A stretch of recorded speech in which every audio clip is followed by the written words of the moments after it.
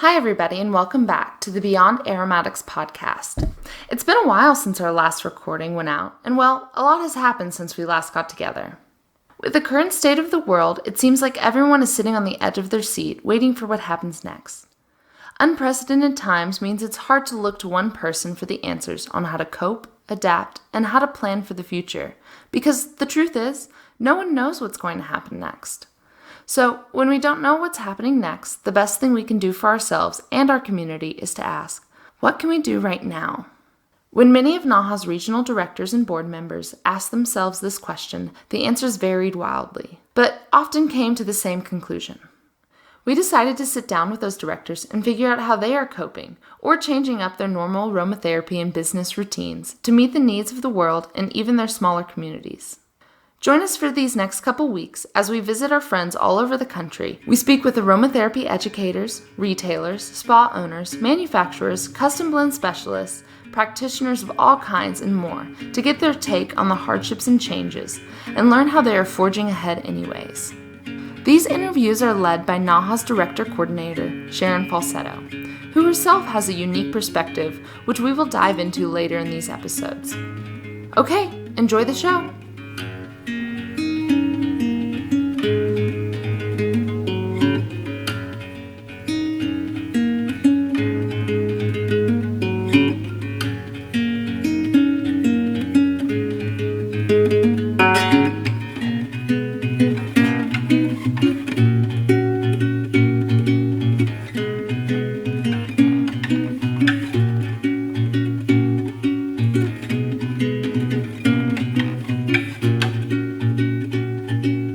Today we're going to be speaking to Jennifer, who is the Vice President for NAHA and based in Florida.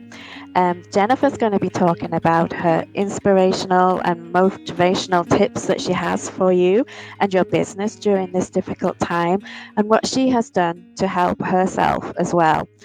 We also learn about a new garden project that she's starting due to this downtime that she's having at home. We're also speaking to Angela, who is based in Oregon and is our NAHA director there. She is doing some important work with cancer patients up in her community. And she's also letting us know about how her community is adapting to a COVID-19 world and how they are changing the way they do things to get through this time.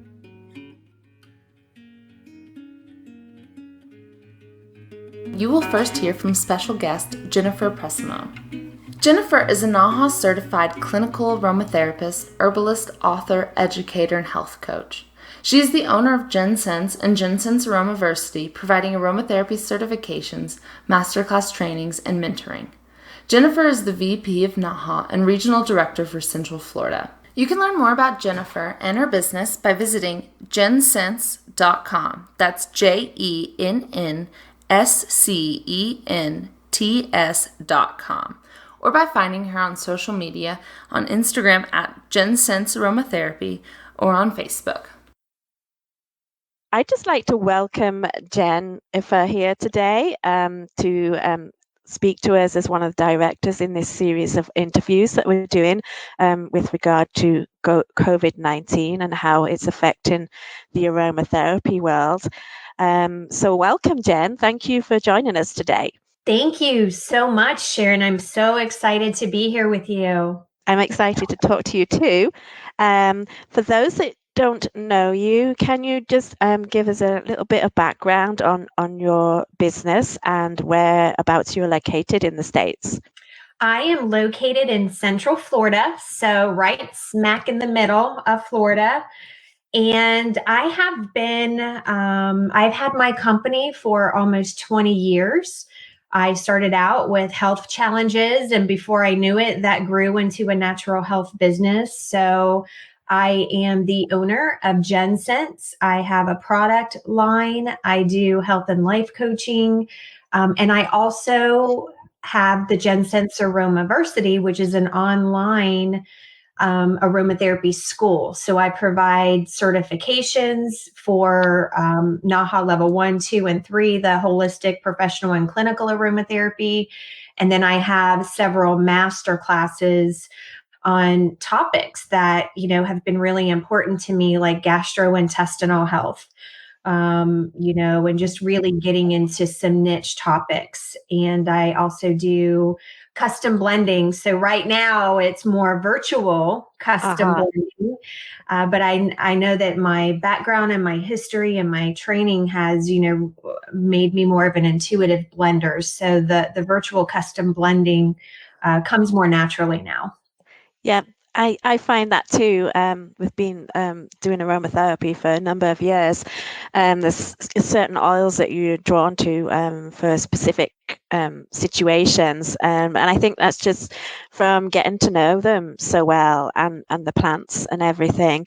With it, I just wanted to say I love the way you named your school Aromaversity. That was very clever and Thank you. Yeah, very brainstorming. interesting. um, so I've also seen lots of things going online with you recently. You're getting kind of, I think you mentioned there about life coaching and stuff like that. Um, I'd love to know if you.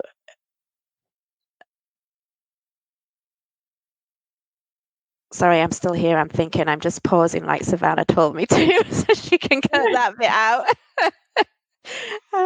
So I just wanted to know a little bit about the motivation of your life coaching business. Do you see that developing more now with all the things that are coming up with COVID-19, that people are kind of panicking a little bit? They may have to kind of pivot their business and going to need that extra support. Do you see that something kind of growing on that side of your business? Yeah, it really is. I think for me, this kind of all happened. And I think for many people, it happened kind of fast because I don't watch the Mhm. news. So I wasn't as aware, I think, as quickly as other people that this pandemic was unfolding. I was also traveling at the time, and it just so happened that the week that I was traveling, like the most unfolded. Like I got back like right when everything was being Mhm. shut down. Like on my plane, it was like there was only 7 of us. So I'm like, wow, something's really going Wow. on right now. And so when I got back, I mean, it was like when I left, my business was in one place. And when I came back, it was in a completely different place, but not just business, but life. Everything was very different. And I thought, wow, okay, I really need to think of what's going on, where am I at? And I did some outreach to my students, to my clients, to my friends, my family, to find out what's going on with you, where are you at? And from there it evolved, really just listening to the messages. I think the big lesson for me was to be still, be quiet, and listen Mhm. to the messages that were coming to me and what people were telling me. And of course that changed in March. It was all about health and like, what can I do for my immune system? And what can I do to, which vitamins do I need, which herbs do Mhm. I need, what aromatherapy do I need? So it was very tangible needs based. And then as we progressed and people got stocked up on some things that they needed, and then we realized this is our new norm, Mhm. it turned into like intangibles, mindset. Everybody was like, wow, I'm not handling change well. I'm not adjusting. I've not been able to pivot. Like, Right. it's kind of like a sprinkler goes around. Yeah. But some people were stuck. They were not being able to do that. And so I have a psychology background.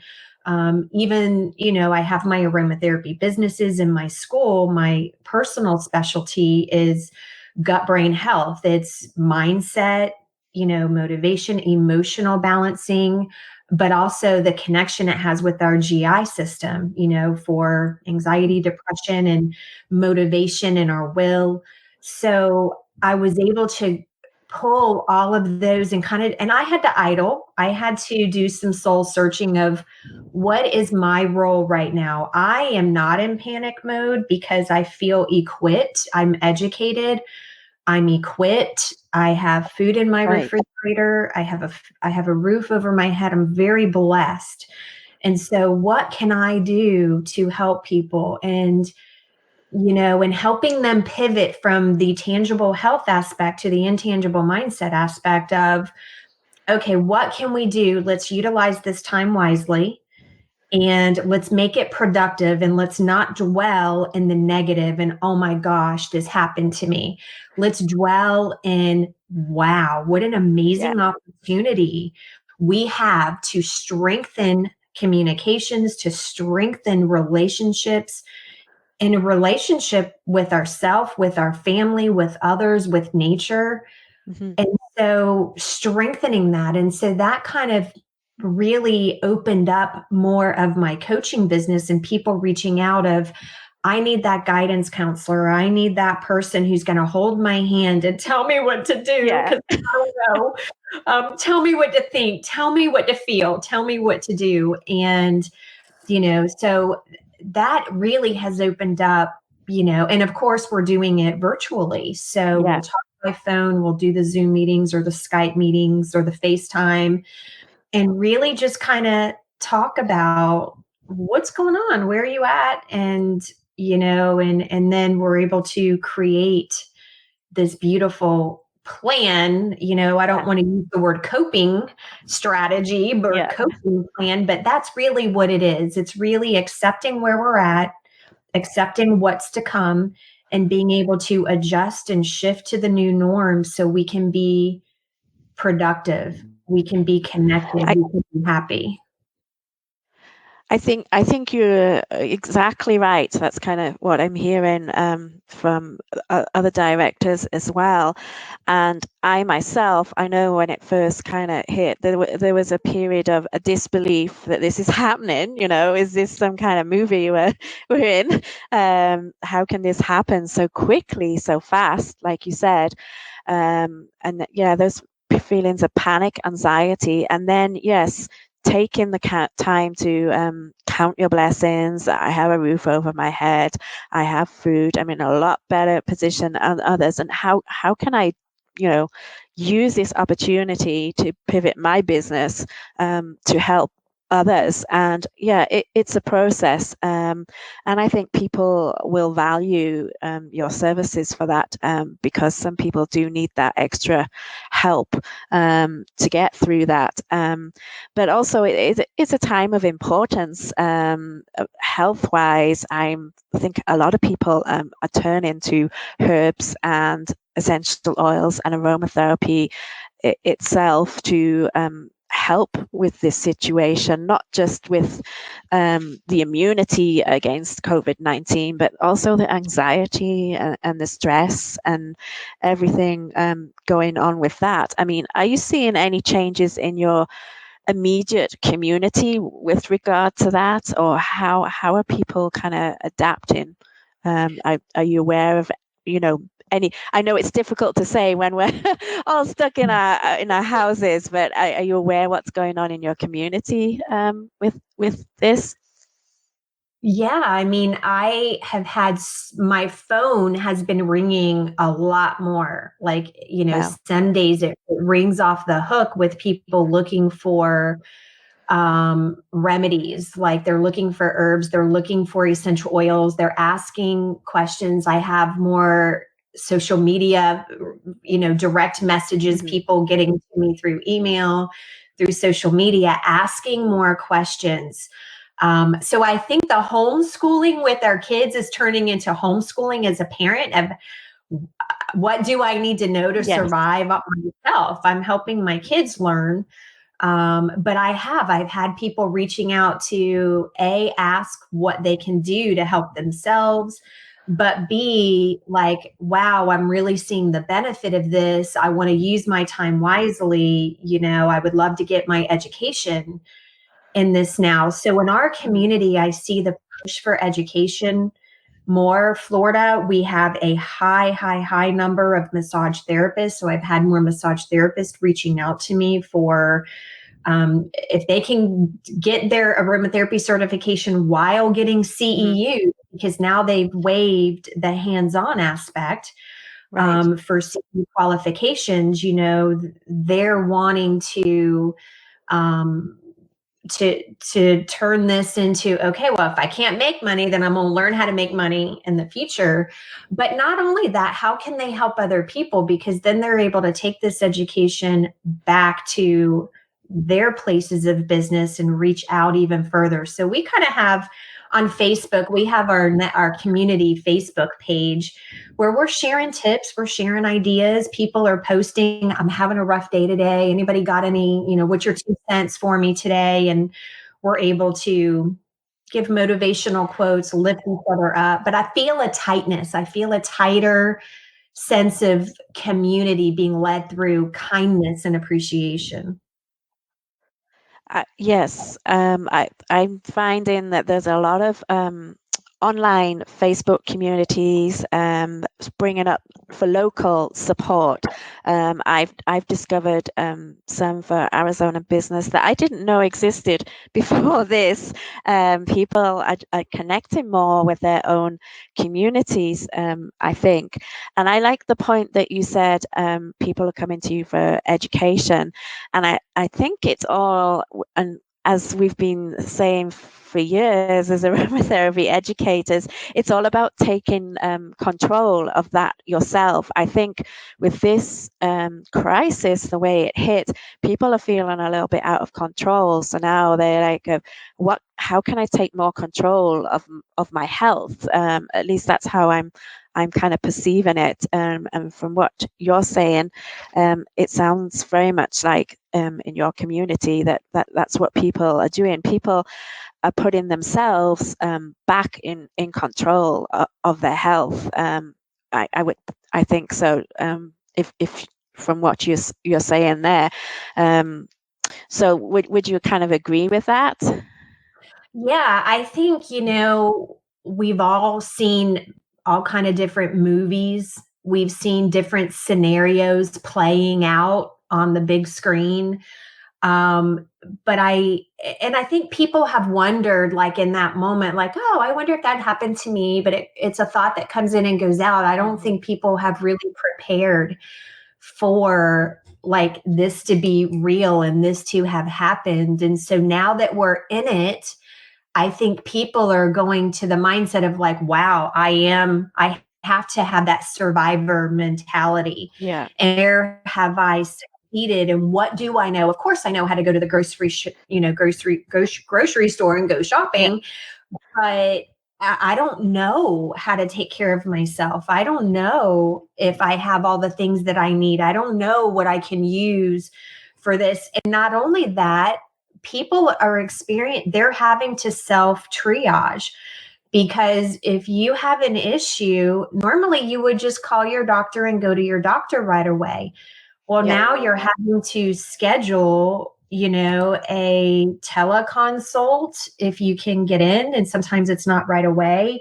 But you can't go to a local facility, so we're having to figure out, what do I do? Like, I had somebody call me the other day, their daughter had gotten into something and, was having an allergic reaction. And she's like, the doctor's like, I can get you in, but it won't be for like 48 hours. And she's like, but she's a mess right now. So, Yeah. she calls me. Of course, we do our disclaimers. I'm not a doctor. I don't diagnose. I Yeah. don't prescribe. But let's talk about what you have at your fingertips right now. And, what can you do to try to help yourself? And so that's kind of the place that we're at. I think people now are realizing, oh, I know what I know and I know what I don't Yeah. know. And the things I Yeah. don't know, I better learn. Exactly. Yeah. And with that in mind, I mean, I've been trying to grow herbs in my garden for a few years now, and feel kind of blessed that I've already started this journey. But I believe other people are starting it too. So many people buying seeds and stuff, and I believe I heard did I read somewhere that is that something that you're doing as well? I did. My husband had gotten some seeds. I mean, I've been self-quarantined. I've not left the house, but my husband has a job where he has to go to work. So through proper social distancing, he's been able to go Yeah. to the store, and he did. We had some seeds here, but he also got some others for us. And he built me these planters so I could, create the gardens. And so it was something on our list of things to do, Yeah. but we just hadn't got to it. But now we're making the time. And, that's our weekend projects, is that we work together. You brought us closer that way to create this team, a gardening team. And yeah, I think it's important. So I'm learning together. We're learning. He will go and YouTube or, watch Yeah. videos or read about the proper way to space them out, what needs sun, what needs more water. So we're learning, Yeah. and I do some, but this is a time that we need to be learning more.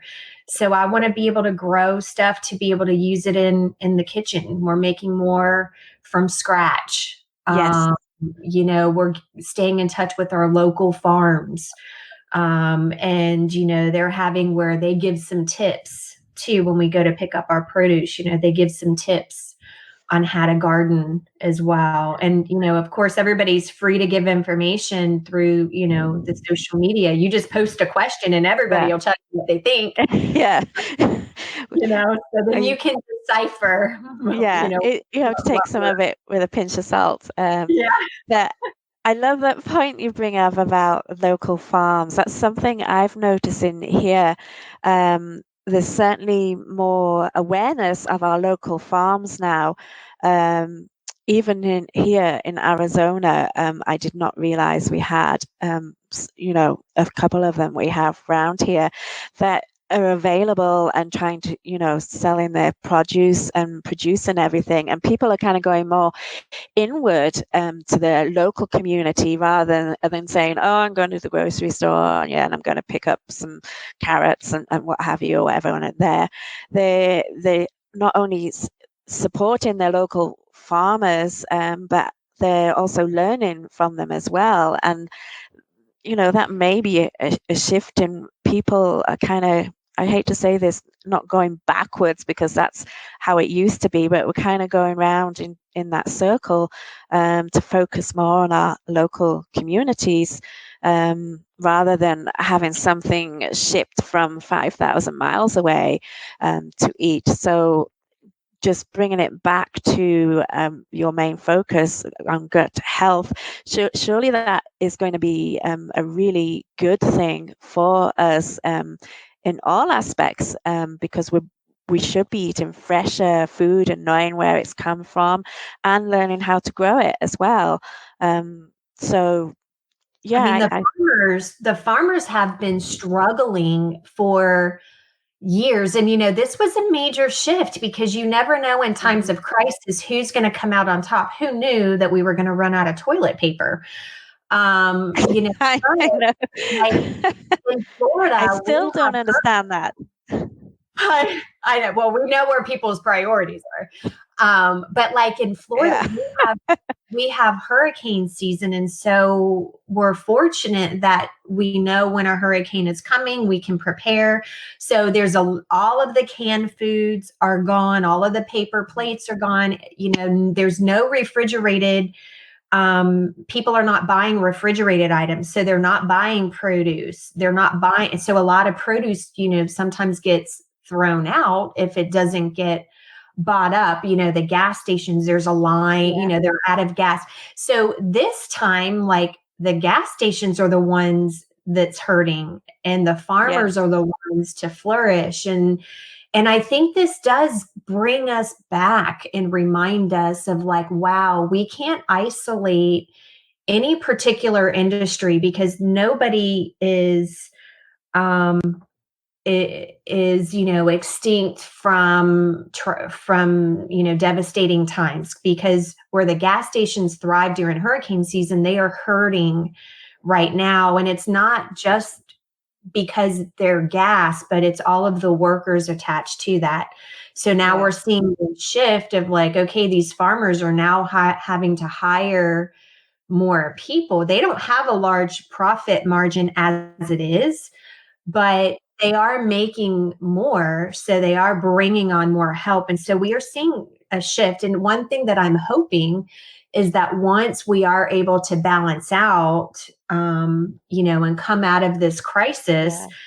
that things don't go back the old way, that we're more mindful and cognizant of, Yes. okay, I do need to stock up on the canned goods for hurricane season, but Yeah. I also need to be supporting the local farmers who are helping me thrive Yeah. right now. It, So yeah, these huge shifts. yeah. That's what I kind of feel as well, that, hopefully we learn from this and don't, people are saying, when are we going to get back to normal? Well, do we really want to go back to the way normal was? Or do we want, are we going to be better off with this, creating a new normal? I'm not saying what situation we're currently in right at this moment. We need to move forward from that. But are we going to go, forward rather than backwards, if that makes sense? But we will Going always go, forward. yeah, we'll always go forward, but it doesn't mean things are going to look like they did 3 months ago, because Yes. it's life. Yes. We're not the same person today that we were Yeah. yesterday. We're not going to be the same person, 2 months from now, having gone through this, than we were 6 months ago. We're different.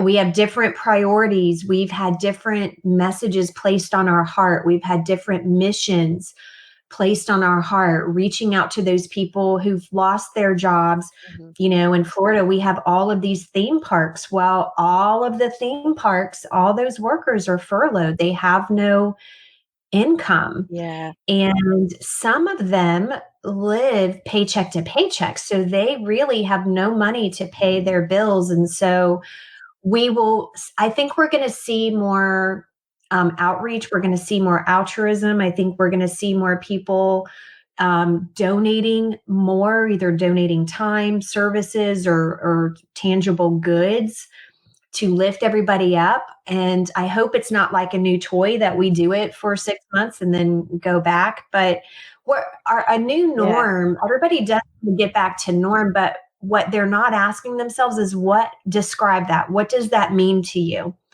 And then, is that what you Yeah. really want? Like, I know you want to get back to work. Is that what you mean? Because, yeah, we need to do that. But there's some good that has come out of this, and we need to capture that. We need to focus on that good that's coming out, these tighter communities, tighter camaraderie, more of an open heart, rather than just barreling over the next person. So I think we all need to stop and ask ourselves, what is it that we want to take away? It's like a business plan. Yes. You write your mission. Well, what is our mission for returning to normal? What does that look like? What is the vision? And what are we going to do with all these lessons that we've learned? How can we put them into action? How can we proceed forward and either align or realign with ourselves? Because I think people are now figuring out who they are, who they want to be. Yes. Yeah. I think that's true. Yeah. And I think that's a really good points that you bring up there. And it's something I think we'll close out on here, because you've left people a lot of questions there to answer, and it's very inspiring listening to you do this, say this. So yeah, if you need any help with this, I think Jennifer's your person. I mean, I just love helping people. I think, I've gone through the trials and tribulations I've gone through in my life, just like everybody else. We all have our story, and we might not be able to control some of the aspects of that story, but we certainly can control our responses, the direction we choose to drive in, and the outcome that we want. We have that at our fingertips. You can choose to like bury yourself in a hole and be sad and upset and wallow in depression, or you can Yeah. choose to have affirmation statements and be positive and connect with people who give you that virtual hug and who make you feel better and who encourage you. No, we're not going to talk about those negatives today. Tell me something good. Tell me something positive. What can you do with this? Let's change the narrative of your story. Let's change that into how are we going to go forward? Well, I would like to go forward with you and give you a virtual hug and thank you for joining us today and giving us such an inspirational insight into your business and yourself, and for how we can get through this with the kind of thinking that you're doing. So thank you, Jennifer, for joining us. Is there anything you want to leave us with? Or I think you covered most things, but if there's anything else you want to add? I just thank you so much for inviting me on and being able just hopefully to share some inspiration and motivation with everybody. I think, it's going to be very key that our communities stick together. We need to lift each other up. We need to help each other out. And just really, and one of my mottos lately is just be stronger than what's holding you back. So what is holding you back? What is keeping, if you're not in a happy, healthy, joyful place, why not? And so, be stronger, surround yourself with those tools to be stronger than what's holding you back, because we have this huge opportunity to share the beauty of aromatherapy and what it can do, through our services, through our products, through our recipes, through our outreach. So just thank you so much for the opportunity to chat with you today. I always love chatting with you. Well, thank you. I love chatting with you too. I think it was a great conversation and I feel very inspired and motivated now. Yay! Awesome.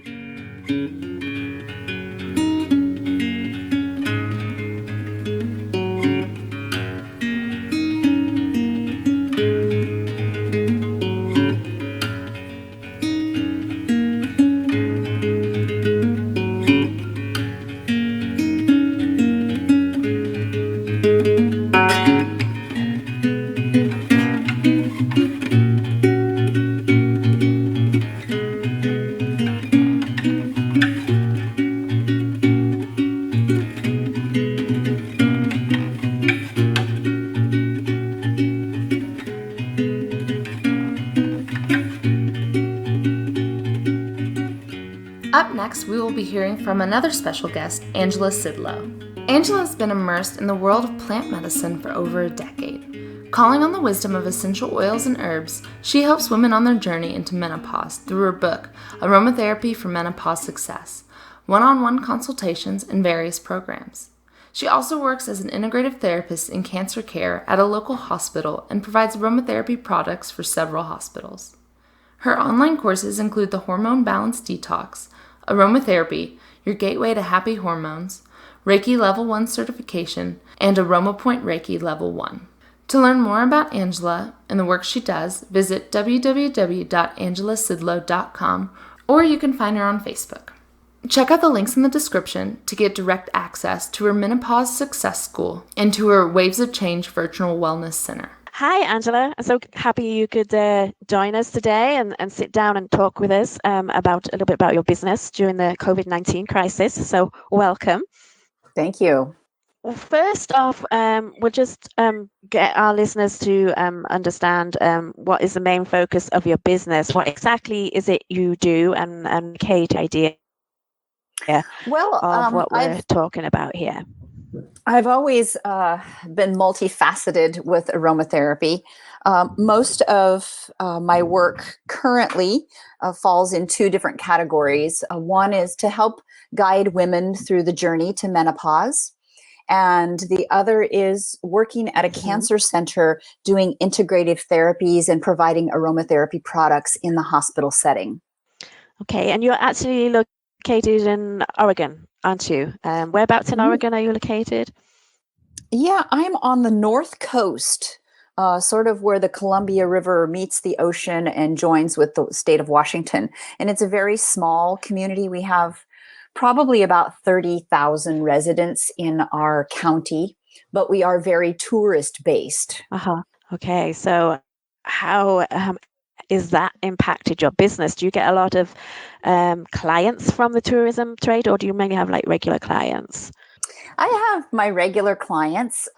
It was interesting because so many practitioners, aromatherapists, massage therapists, body workers have not been able to practice during this COVID-19 shutdown. And of course, all of the restaurants and the hotels have closed. So every little town on the coast looks like a ghost town. But people are still receiving their cancer treatments. The essential workers within the hospitals are still there. And so the every day to day has changed, but I do have online programs as well. So I really felt very, very blessed through all of this that I do have an online presence and I can still be able to reach some of my clients, even though I can't be with them hands-on, one-on-one. Right. So when you say you can reach them, I mean, do you do that through like Zoom or phone? How do you do that? How have you adapted to your normal consultation process? Yes, I'm doing a lot of it. A lot of my cancer patients, because I can't see them one-to-one right now, I check in with them on the phone or via email or text them throughout the day, just so they have that emotional support that they can stay connected. And some of them, I've dropped off essential oils to them and given them protocols to work with so that they can be doing those at home. And I'll email them little charts and things to help them feel supported in that way. How have they adapted to that? I mean, people seem to be adapting pretty well with online, even though some aren't as good as others. I mean, are you encountering any difficulties? I'm thinking more kind of like the older generation that may not be so familiar with all this online technology. You're absolutely right. I've done Zoom calls we're so blessed. All of us holistic practitioners in this small area of the country are very connected. And so we started a Facebook group called Astoria Healers Circle. And so we get on there daily from 5 to 6 p.m. and we each share some of our specialties, and then anyone in the community can come and join that, and they're recorded so that they can feel supported from a lot of different practitioners, with whether it's a meditation or some singing bowls or aroma point therapy that I offered last week. They can really feel part of it, but we've had to get on early a little bit sometimes to help the older population say, okay, well, this is where the button is for Zoom and everything. So it's been kind of a challenge, but we've also laughed at ourselves along the way too. Yeah, I can certainly understand that because I've had some issues with Zoom when I first got on it, and not turning my camera on, not turning the sound on. It's so easy to do that, but I think it's great how people are adapting, and I love the idea of the group for support for people. So you're not actually seeing anybody, you just kind of drop the essential oil blends and everything off and at a designated point, and they kind of pick it up. Is that correct? Correct. If they're a cancer patient, I can drop it off at the cancer center and the medical assistants will make sure that they get it. If they've just been a regular client, some of the clients, like they'll email me and say, could you stop at the store and get me a gallon of milk and some green vegetables on your way here? So I've been sort of doing some of that. And I think, it really speaks to how we really want to go forward in tending to our communities as we go forward. it's been beautiful in so many ways and heartbreaking in so many other ways. Yeah, I totally agree. I mean, the loss of life is devastating, and how people are having to cope with it from at the end of life on their own, different circumstances. But I think the sense of community in places like where you and I live, I live just a little bit outside of Sedona, in a small neighborhood community, and it's the same what you're saying. If somebody's going to the store, will you get me this or that? I myself am immunocompromised, so it's great. I'm trying to keep out the stores as well, but we also have an older community, so we kind of connect more in person. And when I say in person, I mean at the socially accepted distance. It's kind of a spread out neighborhood. Getting everybody online would probably be a challenge. But yeah, it's great to see how everybody's connecting more in different ways and everything. Beyond this, just thinking about that, I mean, I'm not sure what your state requirements are, restrictions, once, it's decided that we may open up a little bit. Do you think you'll continue to operate, or at least give this option to people, or do you think you'll go back to the way you were doing things before? I think it'll be, this time of shelter in place has really created a very fertile space creatively for me. And I've developed some more programs. I'll be bringing Aroma Point Reiki on board pretty soon, level 1, which is fascinating for Reiki practitioners who want to tap into the energetic vibration of the oils to enhance their own personal practice, as well as doing other treatments for people. But I'm in my home studio now, so I'm very, very much aware of wiping even door handles down, and doing the clean sweep, and changing laundry, and just my laundry has gone up significantly. But people they're waiting in line. They're like, as soon as we get the green light, we need to come back and have a session with you. So I'm really hopeful that I'll still be able to see people one-to-one. I don't know how long it will take to be back into the cancer center, because I think that's one of the last places that will open up back up to having more people come in and out of the buildings. But I've certainly just been virtually, I'm on a text feed with all of the medical assistants there and all the nurses. And so I'm offering different, aroma points and different oils for the grief, for the obvious PTSD that they're experiencing as a result of being around this situation. Yeah. So there are ways that my business will change. I don't think we can ever go back to what we considered regular or normal. Yeah.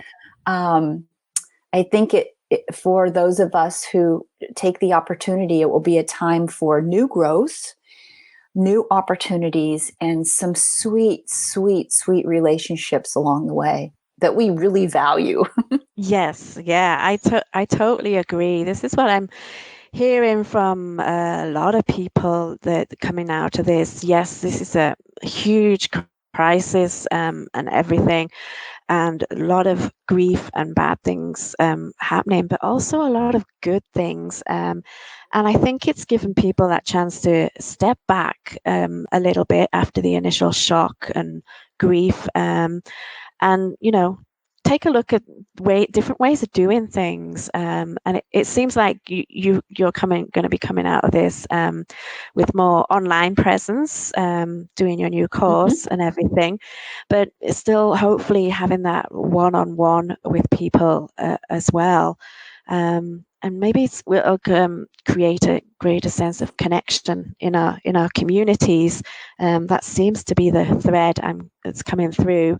But also in our NAHA community as well. I think doing these podcasts, I'm going to be learning a little bit more about how directors are coping with different things. I don't know. Have you connected with anybody more in our NAHA community because of this? Or shared any ideas, or is it more in your own regional community? No, Shanti and I have had a couple of conversations.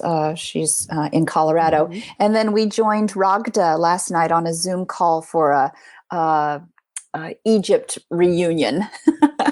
So it's Right, been, right. yeah, it's just staying in touch with my community and and my other associations, my reflexology association that I work with, just really staying in touch with them, mostly to find out how, I mean, there's a lot of information circulating around about how we can, since we're not able to work and do our jobs, but a lot of us are, contractors and self-employed, that there still are some government funds available Yeah. to us. So that's been helpful to find that through the various organizations as well.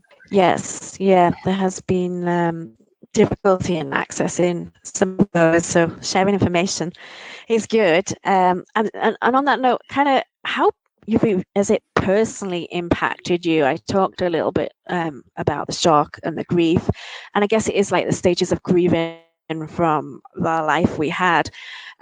Just on a personal note, you and I share the same birthday, and for me, that was kind of the week when everything kind of hit that week, and so it was kind of like we left one, not to give away our ages here, I've left one decade behind and going into a new one in a totally different way. I mean, I know myself, I've gone through moments of panic and grief and then calm. I mean, how do you cope with that yourself? Oh, it was a complete roller coaster. I think for the first 2 weeks, I just did a whole bunch of emotional eating. I think I baked more Yeah. cookies and more bread than I've ever baked. And then I'm like, wait a minute. I still have food. I'm one of the people who actually, my husband is still working. That was part of the panic, because he's a UPS driver. Right. And so he was going out of the house and their company really wasn't doing anything to help protect them. I was sending him out with essential oils and inhalers and hand sanitizer spritzers. And like, they weren't providing masks or gloves or anything. So we kind of just did our own thing here. But, he was coming back home every day. And I'm like, you come in the door, Yes. take your clothes off, head to the shower, and I'm, then take your clothes to the washer. So, it was, we had this whole new protocol for him coming home from work. I'm like, I'm not giving you a hug until you've had a shower. So that was sort of this really weird place we were in. But, I think we worked through that, and, just, there's a lot of people in our neighborhood that walk. So, we do our social distancing and talk to them and say, how are you doing? Is there anything you need? How can we support you? So those kinds of things just changed. I want to have a dinner party. I know it's things we take for granted. I mean, the hugging of a friend, and just even talking with a friend, you got to remember to take a step back and maintain your social distance. I've always liked my personal space, so this is good for me in a way. But sometimes you kind of forget a little bit, and it's certainly when you're out, it's a different world, and I hope we can relax some of these restrictions down the line, but by the same token, we've got to stay safe as well. How does that affect you from a family point of view? I hear so many people saying, "Oh, I can't see family." I've already been in that situation. My family obviously is in the UK, so we're probably one step ahead of the game with Skype and the Zoom and everything. But how is that for you, that you're so used to seeing your family, and now suddenly, you just can't? Yeah, I'm sort of in the same situation you are, because I have one son and his family who are in Alaska, and then another son and his family who are in Hawaii. And we plan to travel in late June for the youngest grandson's birthday. So it's still kind of iffy whether we're going to be able to do that, to go to Hawaii. I did have to have a very serious talk with my mother, who's 80 years old, and she likes to have visitors over for coffee. And 2 weeks into this, she was still having visitors. And I said, no, you're not. So we had to have a pretty serious talk. Right. And I had to convince her that you could talk through the screen door, but you can't have them come in your house. Yeah. So no, yeah, that was an adjustment for her. Could have a team. Yeah, because I think it's harder to make them understand the seriousness of it. I know a few people have struggled with that. You could have a tea party, coffee to get together on the Zoom. I know when my grandmother was alive, she died in 2014 at the grand old age of 100, and we just got her onto it was Skype using then, and she just used to sit and have a cup of tea with me, and she could see me, and she was having a tea and a sandwich, and it was a connection that I could still have with her at the end. So I guess that's what a lot of people are going through now. So yeah, it's interesting how we've all got to adapt. Is there anything else you want to talk about, or things that we haven't covered that you might like to mention?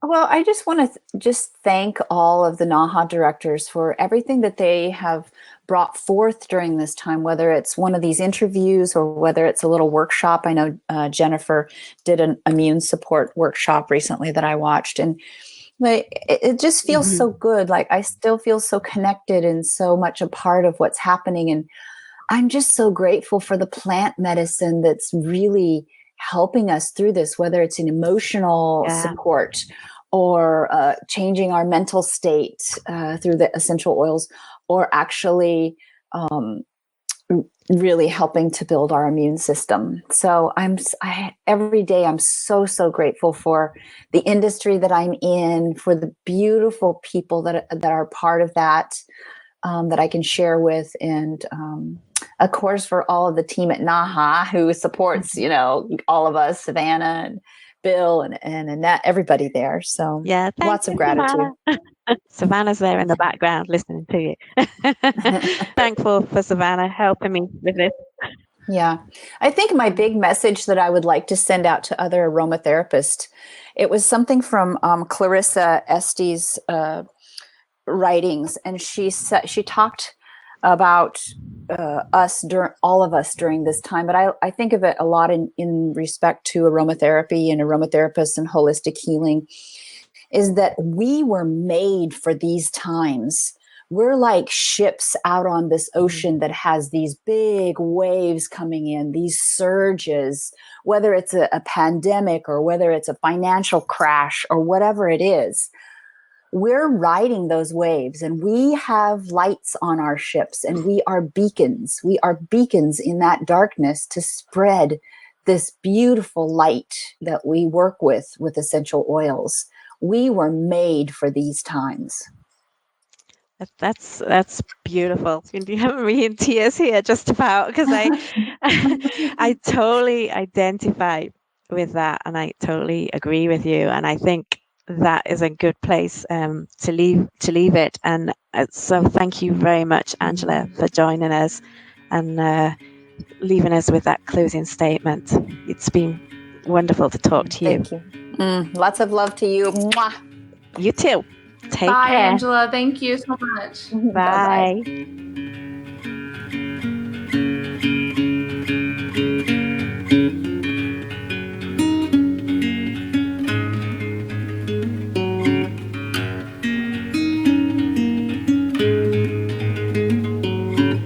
All right, that's it for this episode. We hope you'll join us next week, where we hear from 2 more of our NAHA directors. The National Association for Holistic Aromatherapy is a member-based nonprofit organization devoted to the holistic integration and education of aromatherapy into a wide range of complementary healthcare practices. To learn more about NAHA, how to become a member, or about the Beyond Aromatics Conference, please visit our website at naha.org. You can also keep up with everything we do by following us on social media at Beyond Aromatics on Instagram or at Aromatherapy Community on Facebook.